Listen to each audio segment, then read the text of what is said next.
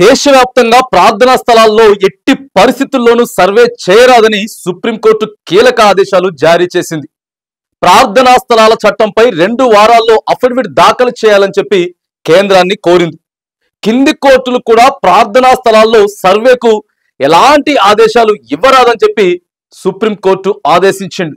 ప్రార్థనా స్థలాల చట్టంపై సుప్రీంకోర్టు కీలక ఆదేశాలు జారీ చేసింది. దేశంలో అన్ని ప్రార్థనా స్థలాల్లో వెంటనే సర్వేలు నిలిపేయాలని అత్యున్నత న్యాయస్థానం ఆదేశాలు జారీ చేసింది. అంతేకాకుండా ఆలయాలు, మసీదులు, చర్చిలకు సంబంధించి ఎలాంటి కొత్త కేసుల్లో విచారణకు స్వీకరించరాదని దేశంలోని అన్ని కోర్టులకు సుప్రీంకోర్టు ఆదేశాలు జారీ చేసింది.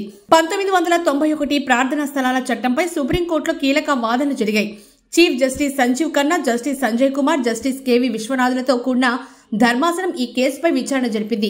మతపరమైనటువంటి అంశాల్లో ఆదేశాలు నిలిపేయాలని కోర్టు ఆదేశించింది. ప్రార్థనా స్థలాల్లో ఉన్న పెండింగ్ కేసుల విషయంలో కూడా సుప్రీంకోర్టు ఆదేశాలు ఇచ్చే వరకు కోర్టులు ఎలాంటి నిర్ణయాలు తీసుకోవద్దని స్పష్టం చేసింది.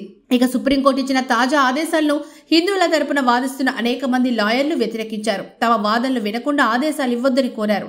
ప్రార్థనా స్థలాల అంశంపై 4 వారాల్లో అఫిడవిట్ దాఖలు చేయాలని కేంద్రానికి సుప్రీంకోర్టు ఆదేశాలు జారీ చేసింది.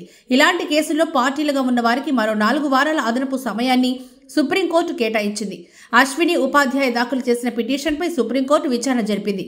ప్రార్థనా స్థలాల చట్టంలోని 2, 3, 4 సెక్షన్లు తొలగించాలని అశ్విని ఉపాధ్యాయ పిటిషన్ వేశారు.